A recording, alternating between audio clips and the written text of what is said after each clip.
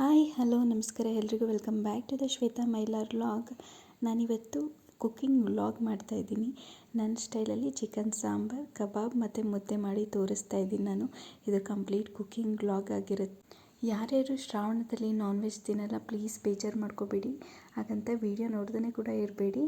ಇವಾಗ ನೋಡಿ ನನ್ನ ವೀಡಿಯೋನ. ಶ್ರಾವಣ ಎಲ್ಲ ಮುಗ್ದಾದಾದ್ಮೇಲೆ ನನ್ನ ಸ್ಟೈಲಲ್ಲಿ ಒಂದ್ಸಲಿ ಚಿಕನ್ ಸಾಂಬಾರನ್ನೆಲ್ಲ ಮಾಡಿಕೊಂಡು ತಿಂದು ನೋಡಿ ಹೇಗಿದೆ ಅಂತ ಅಂದ್ಬಿಟ್ಟು ಹೇಳಿ. ಮೊದಲಿಗೆ ನಾನಿಲ್ಲಿ ಕುಕ್ಕರಲ್ಲಿ ಚಿಕನ್ ಸಾಂಬಾರು ಮಾಡ್ತಾಯಿದ್ದೀನಿ. ಸೊ ಹಾಗಾಗಿ ಕುಕ್ಕರ್ನ ಇಟ್ಕೊಂಡು ಕುಕ್ಕರ್ ಕಾದಾದ್ಮೇಲೆ ಎಣ್ಣೆ ಹಾಕ್ಕೊಂಡಿದ್ದೀನಿ.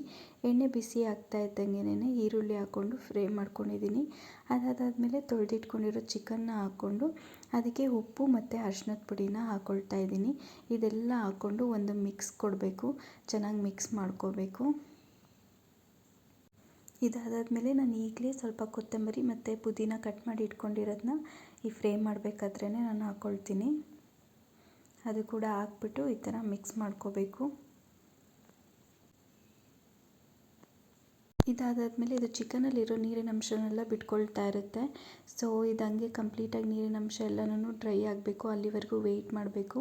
ಅಷ್ಟೊತ್ತರಲ್ಲಿ ನಾವು ಈ ಚಿಕನ್ಗೆ ಹಾಕೋದಕ್ಕೆ ಮಸಾಲೆ ರುಬ್ಬೋದಕ್ಕೆ ಎಲ್ಲನೂ ರೆಡಿ ಮಾಡ್ಕೊಳ್ಳೋಣ. ಅದೇನೇನು ಹಾಕ್ತೀನಿ ಅಂತ ಅಂದ್ಬಿಟ್ಟು ತೋರಿಸ್ತೀನಿ. ಈಗ ರುಬ್ಬೋದಕ್ಕೆ ನಾನಿಲ್ಲಿ ಹಸಿ ತೆಂಗಿನಕಾಯಿನ ಯೂಸ್ ಮಾಡಿದ್ದೀನಿ. ಅದು ಅರ್ಧ ಹೋಳಲ್ಲಿ ಒಂದು ಕಾಲು ಭಾಗದಷ್ಟು ತೆಂಗಿನಕಾಯಿನ ಚಿಕ್ಕ ಚಿಕ್ಕ ಪೀಸಾಗಿ ಕಟ್ ಮಾಡಿ ಇಟ್ಕೊಂಡಿದ್ದೀನಿ. ಅದಾದಮೇಲೆ ಒಂದು ಪೀಸು ಚಕ್ಕೆ, ಒಂದು 5-6 ಲವಂಗ, ಅದಾದಮೇಲೆ 2 ಬೆಳ್ಳುಳ್ಳಿನ ನಾನು ಬಿಡಿಸಿಟ್ಕೊಂಡಿದ್ದೀನಿ. ಆಮೇಲೆ ಒಂದು ಟೊಮೊಟೊನ ಕಟ್ ಮಾಡಿ ಇಟ್ಕೊಂಡಿದ್ದೀನಿ. ಇದಾದಮೇಲೆ ಒಂದು ಸ್ವಲ್ಪ ಕೊತ್ತಂಬರಿ ಮತ್ತು ಒಂದು ಸ್ವಲ್ಪ ಪುದೀನ, ಇಷ್ಟನ್ನು ನಾನು ರುಬ್ಬೋದಕ್ಕೆ ಹಾಕ್ತಾಯಿದ್ದೀನಿ. ಇಲ್ಲಿ ನಾನೀಗ ಮಸಾಲ ಪೌಡರ್ಸ್ನ ಆ್ಯಡ್ ಮಾಡ್ತಾಯಿದ್ದೀನಿ. 1-1.5 ಸ್ಪೂನಷ್ಟು ಧನಿಯಾ ಪೌಡರು ಮತ್ತು 1 ಸ್ಪೂನಷ್ಟು ಖಾರದ ಪುಡಿನ, ಅಂದರೆ ನಾವು ಮೀಡಿಯಮ್ ಖಾರ ತಿಂತೀವಿ. ಸೊ ಹಾಗಾಗಿ 1 ಸ್ಪೂನಷ್ಟು ನಾನಿಲ್ಲ ಆ್ಯಡ್ ಮಾಡ್ಕೊಳ್ತಾ ಇದ್ದೀನಿ. ಇದನ್ನೆಲ್ಲ ಹಾಕಿ ಸ್ವಲ್ಪ ನೀರು ಹಾಕ್ಬಿಟ್ಟು ನುಣ್ಣಗೆ ಪೇಸ್ಟ್ ಥರ ನಾನು ರುಬ್ಕೊಂಡು ಬರ್ತೀನಿ. ಇದು ರುಬ್ಬಾದಾದ್ಮೇಲೆ ನಾವು ಚಿಕನ್ ನೀರಿನ ಅಂಶ ಎಲ್ಲ ಏನು ಬಿಟ್ಕೊಂಡು ಕಂಪ್ಲೀಟಾಗಿ ಡ್ರೈ ಆಗಿರುತ್ತೆ, ಅದಾದಮೇಲೆ ನಾನು ಇದು ರುಬ್ಕೊಂಡಿರೋ ಅಂಥ ಮಸಾಲೆನ ನಾನು ಇದಕ್ಕೆ ಆ್ಯಡ್ ಮಾಡ್ತಾಯಿದ್ದೀನಿ. ನಾನು ಇದು ಈರುಳ್ಳಿ ಟೊಮೊಟೊ ಇವೆಲ್ಲನೂ ನಾನು ಎಣ್ಣೆಲಿ ಮೊದಲೇ ಫ್ರೈ ಮಾಡಿಕೊಂಡು ರುಬ್ಕೊಂಡಿಲ್ಲ, ಡೈರೆಕ್ಟಾಗಿ ಹಸಿದೇನೆ ನಾನು ಕಟ್ ಮಾಡಿ ಹಾಕ್ಕೊಂಡು ರುಬ್ಕೊಂಡಿದ್ದೀನಿ. ಸೊ ಹಾಗಾಗಿ ಇವಾಗ ನಾನು ಚಿಕನ್ಗೆ ಹಾಕಾದ್ಮೇಲೆ ಇದು ಹಸಿ ವಾಸನೆ ಎಲ್ಲ ಕಂಪ್ಲೀಟಾಗಿ ಹೋಗೋ ಥರ ನಾನು ಸ್ವಲ್ಪ ಹಾಗೆ ಡ್ರೈ ಮಾಡ್ಕೊತೀನಿ. ಇದು ಎಣ್ಣೆ ಅಂಶ ಎಲ್ಲನೂ ಬಿಟ್ಕೋಬೇಕು ಮತ್ತು ಹಸಿ ವಾಸನೆ ಎಲ್ಲ ಹೋಗಬೇಕು, ಅಲ್ಲಿವರೆಗೂ ಸ್ವಲ್ಪ ಹಾಗೇನೇ ನಾನು ಮಸಾಲೆನ ಬೇಯಿಸ್ಕೊತೀನಿ. ನೋಡಿ ಚಿಕನ್ ಮಸಾಲೆ ಎಲ್ಲ ಫ್ರೈ ಆಗ್ತಾಯಿದೆ, ಎಣ್ಣೆ ಅಂಶ ಎಲ್ಲ ಬಿಟ್ಕೊಂಡಿದೆ, ಹಸಿ ವಾಸನೆ ಕೂಡ ಹೋಗಿದೆ. ಈ ಟೈಮಲ್ಲಿ ನಾನು ಇದಕ್ಕೆ ಚಿಕನ್ ಮಸಾಲ ಆ್ಯಂಡ್ ಫ್ರೈ ಪೌಡರ್ನ ಇಲ್ಲಿ ಆ್ಯಡ್ ಮಾಡ್ಕೊಳ್ತಾ ಇದ್ದೀನಿ.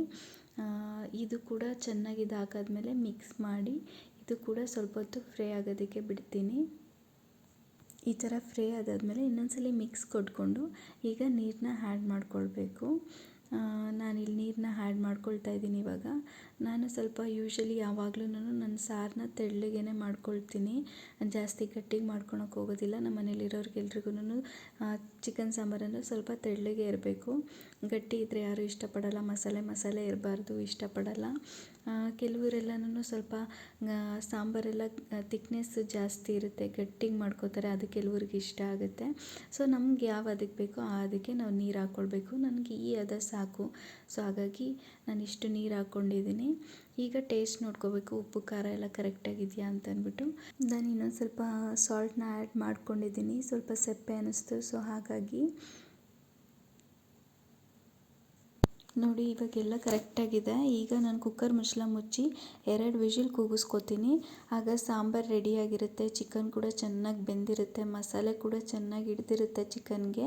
ಇದು ಪ್ರೆಷರೆಲ್ಲ ಹೋದಾದ್ಮೇಲೆ ನಾನು ಒಂದು 2-3 ಮಿನಿಟ್ಸು ಚಿಕನ್ ಸಾಂಬಾರನ್ನ ಓಪನಾಗಿ ಹಾಗೆ ಕುದಿಸ್ತೀನಿ. ಆಗ ಇನ್ನೂ ರುಚಿ ಇನ್ನೂ ಹೆಚ್ಚಾಗುತ್ತೆ, ಚೆನ್ನಾಗಾಗುತ್ತೆ. ಬೇಗ ಒಂದು 15 ಮಿನಿಟ್ಸಲ್ಲೆಲ್ಲ ಈ ಚಿಕನ್ ಸಾಂಬಾರು ರೆಡಿಯಾಗಿ ಹೋಗ್ಬಿಡುತ್ತೆ. ಸಾಂಬಾರೆಲ್ಲ ರೆಡಿಯಾಗಿದೆ. ಸೊ ಹಾಗಾಗಿ ಈಗ ಮುದ್ದೆಗೆ ಇಟ್ಟಿದ್ದೀನಿ. ನಾನಿಲ್ಲಿ 2-2.25 ಮುದ್ದೆ ಮಾಡ್ಕೊಳ್ತಾ ಇದ್ದೀನಿ. ಸೊ ಹಾಗಾಗಿ ಎಷ್ಟು ಬೇಕೋ ಅಷ್ಟು ನೀರು ಹಾಕ್ಕೊಂಡು ಸ್ವಲ್ಪ ಅನ್ನ ಹಾಕ್ಕೊಂಡು ಸ್ವಲ್ಪ ಹಸಿಟ್ಟು ಹಾಕ್ಬಿಟ್ಟು ಹಿಟ್ಟನೆಸ್ರಿಗೆ ಇಟ್ಟಿದ್ದೆ. ಸೊ ಅದು ಉಪ್ಪು ಬಂದಿದೆ. ಈಗ ಹಸಿಟ್ಟು ಹಾಕ್ಕೊಂಡು ನಾನು ಇದನ್ನು ತಿರುಗಿಕೊಳ್ತಾ ಇದ್ದೀನಿ. ಹಸಿಟ್ಟು ಹಾಕ್ಬಿಟ್ಟು ಹೀಗೆ ಸ್ಟವ್ ಮೇಲಿದ್ದಾಗೇ ನಾನು ಇಟ್ಕೋಲಲ್ಲಿ ಚೆನ್ನಾಗಿ ಇದನ್ನು ಮಿಕ್ಸ್ ಮಾಡ್ಕೊಳ್ತೀನಿ. ನೋಡಿ ಇವಾಗ ಚೆನ್ನಾಗಿ ಮಿಕ್ಸ್ ಮಾಡಿಕೊಂಡು ಈಗ ಬೇಯೋದಕ್ಕೆ ಅಂತ ಅಂದ್ಬಿಟ್ಟು ಇಟ್ಟಿದ್ದೀನಿ. ನಾನು ಸಿಮ್ಮಲ್ಲೇ ಇಡ್ತೀನಿ ಮುದ್ದೆನ ಬೇಯೋದಕ್ಕೆ. ಚೆನ್ನಾಗಿ ಹದವಾಗಿ ಮುದ್ದೆ ಚೆನ್ನಾಗಿ ಬೆಂದ್ರೇನೆ ನಮಗೆ ತಿನ್ನೋದಕ್ಕೂ ಚೆನ್ನಾಗಿರುತ್ತೆ. ಯೂಶ್ವಲಿ ಎಲ್ಲರೂ ಮನೇಲೂ ಹೀಗೆ ಮಾಡ್ತಾರೆ. ನಾನು ಕಂಪ್ಲೀಟಾಗಿ ಇವತ್ತು ಮುದ್ದೆ, ಸಾರು, ಕಬಾಬ್ ಎಲ್ಲನೂ ನಾನು ತೋರಿಸ್ತಾ ಇರೋದ್ರಿಂದ ಇದು ಮುದ್ದೆ ಮಾಡೋದು ಕೂಡ ನಾನು ತೋರಿಸ್ತಾ ಇದ್ದೀನಿ ಅಷ್ಟೇ. ಇದರಲ್ಲೇನು ಸ್ಪೆಷಲ್ ಏನಿಲ್ಲ. ನೋಡಿ ಸಾರು ಕೂಗಿಸ್ಕೊಂಡಿದ್ನಲ್ಲ, ಈಗ ಓಪನ್ ಆಗಿ ಇದನ್ನು ಮತ್ತೇನೆ ಕುದಿಸೋದಕ್ಕೆ ಅಂತ ಅಂದ್ಬಿಟ್ಟು ಇಟ್ಟಿದ್ದೀನಿ ನಾನು. ಈಗ ಮುದ್ದೆ ಕೂಡ ಚೆನ್ನಾಗಿ ಹದವಾಗಿ ಬೆಂದಿದೆ. ಈಗ ನಾನು ಇದನ್ನು ಮುದ್ಕಟ್ಕೊಳ್ತಾ ಇದ್ದೀನಿ. ನಮ್ಮ ಮನೇಲಿ 3 ಜನ ಕೂಡ ಮುದ್ದೆ ತಿಂತೀವಿ. ನನ್ನ ಮಗನಿಗೂ ಕೂಡ ರೂಢಿ ಮಾಡ್ತಾ ಇದ್ದೀನಿ ನಾನು. ಸೊ ಹಾಗಾಗಿ ಪ್ರತಿದಿನ ರಾತ್ರಿ ನಮ್ಮ ಮನೇಲಿ ಮುದ್ದೆ ಇರುತ್ತೆ. ನೋಡಿ ಕರೆಕ್ಟಾಗಿ 2 ಕಾಲು ಮುದ್ದೆ ಕರೆಕ್ಟಾಗಿ ಆಗಿದೆ. ನಾನಿಲ್ಲಿ ಕಬಾಬ್ಗೆ 1 ಮೊಟ್ಟೆ, 2 ಸ್ಪೂನು ಶುಂಠಿ ಬೆಳ್ಳುಳ್ಳಿ ಪೇಸ್ಟು, 1 ಪ್ಯಾಕೆಟಷ್ಟು ಚಿಕನ್ ಕಬಾಬ್ ಪೌಡರು, ಆಮೇಲೆ ಚಿಕನ್ನ ಹಾಕ್ಕೊಂಡು ಚೆನ್ನಾಗಿ ಮಿಕ್ಸ್ ಮಾಡಿದ್ದೀನಿ. ಅದಾದಮೇಲೆ 2 ಬೆಳ್ಳುಳ್ಳಿನ ಸಿಪ್ಪೆ ಸಮೇತ ಜಜ್ಜಿ ಹಾಕ್ಕೊಂಡಿದ್ದೀನಿ. ಆಮೇಲೆ ಸ್ವಲ್ಪ ಕರಿಬೇವನ್ನು ಕೂಡ ಹಾಕ್ಕೊಂಡು ಚೆನ್ನಾಗಿ ಮಿಕ್ಸ್ ಮಾಡಿ ಸ್ವಲ್ಪ ಹೊತ್ತು ನಾನು ಫ್ರಿಜ್ಜಲ್ಲಿ ಇಟ್ಟಿದ್ದೆ. ಈ ಸಾಂಬಾರು, ಮುದ್ದೆ, ಅನ್ನ ಆಗೋವರೆಗೂ ಫ್ರಿಜ್ಜಲ್ಲಿ ಇಟ್ಟಿದ್ದೆ.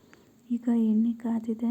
ನಾವು ಸ್ವಲ್ಪ ಎಣ್ಣೆ ಹಾಕಿದ್ರೆ ಸಾಕು, ಜಾಸ್ತಿ ಎಣ್ಣೆ ಹಾಕೋಣ ಅವಶ್ಯಕತೆ ಇಲ್ಲ ಕಬಾಬ್ ಕರಿಯೋದಕ್ಕೆಲ್ಲನೂ. ಈಗ ಎಣ್ಣೆ ಕಾದಿದೆ. ಈಗ ಒಂದೊಂದೇ ಕಬಾಬ್ನ ನಾನು ಹಾಕ್ಬಿಟ್ಟು ಫ್ರೈ ಮಾಡ್ತಾ ಇದ್ದೀನಿ. ನಾವು ಚಿಕನ್ ಪೀಸ್ಗಳನ್ನ ಎಣ್ಣೆಲಿ ಹಾಕಿದ ತಕ್ಷಣವೇ ನಾವು ತಿರುವಾಕೋದಕ್ಕೆ ಹೋಗಬಾರ್ದು.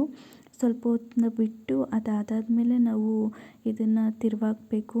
ಇದನ್ನು ಯಾವತ್ತಿದ್ರೂ ನಾವು ಸಿಮ್ಮಲ್ಲೇನೆ ಈ ಚಿಕನ್ ಪೀಸ್ಗಳನ್ನ ಚೆನ್ನಾಗಿ ಬೇಯಿಸ್ಕೋಬೇಕು. ದಪ್ಪ ಉರಿ ಮಾಡಿ ಬೇಯಿಸ್ಕೊಂಡ್ರೆ ಒಳಗಡೆ ಎಲ್ಲ ಚಿಕನ್ ಪೀಸ್ಗಳು ಅಷ್ಟು ಚೆನ್ನಾಗಿ ಬೆಂದಿರೋದಿಲ್ಲ. ಸೊ ಹಾಗಾಗಿ ಇದನ್ನು ಮೀಡಿಯಮ್ ಫ್ಲೇಮಲ್ಲೇ ಇಟ್ಕೊಂಡು ಚೆನ್ನಾಗಿ ಬೇಯಿಸ್ಕೋಬೇಕು ಇದನ್ನು.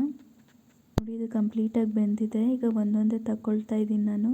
ಇದನ್ನು ನಾನು ಫುಲ್ಲು ಮೀಡಿಯಮ್ ಫ್ಲೇಮಲ್ಲೇ ಇಟ್ಕೊಂಡು ಚೆನ್ನಾಗಿ ಹದವಾಗಿ ನಾನು ಬೇಯಿಸ್ಕೊಂಡಿದ್ದೀನಿ. ತುಂಬ ಕ್ರಿಸ್ಪಿಯಾಗಿ ಒಳಗಡೆ ಜ್ಯೂಸಿಯಾಗಿ ತುಂಬ ಚೆನ್ನಾಗಿ ಬಂದಿತ್ತು. ಈಗ ಅಡುಗೆ ಎಲ್ಲ ಕಂಪ್ಲೀಟಾಗಿ ಆಗಿದೆ. ಈಗ ಊಟಕ್ಕೆ ಕೊಡೋಣ ಅಂತ ಅಂದ್ಬಿಟ್ಟು ರೆಡಿ ಮಾಡ್ತಾಯಿದ್ದೆ. ಹಾಗೆ ವೀಡಿಯೋಗೊಂದು ಕ್ಲಿಪ್ಪಿಂಗ್ ಇರಲಿ ಅಂದ್ಬಿಟ್ಟು ಒಂದು ತಟ್ಟೆಯಲ್ಲಿ ಬಡಿಸಿ ನಿಮಗೂ ಕೂಡ ತೋರಿಸ್ತಾ ಇದ್ದೀನಿ.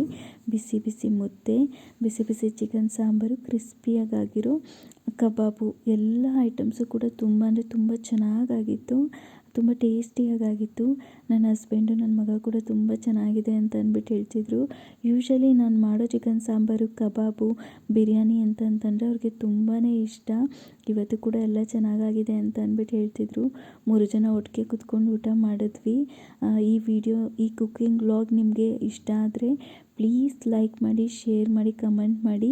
ಹಾಗೆ ಯಾರೆಲ್ಲ ನನ್ನ ವೀಡಿಯೋಸ್ನ ನೋಡ್ತಾ ಇದ್ದೀರಾ ಪ್ಲೀಸ್ ನನ್ನ ಚಾನಲ್ನ ಸಬ್ಸ್ಕ್ರೈಬ್ ಮಾಡ್ಕೊಂಡು ವೀಡಿಯೋಸ್ ನೋಡಿ. Thanks for watching.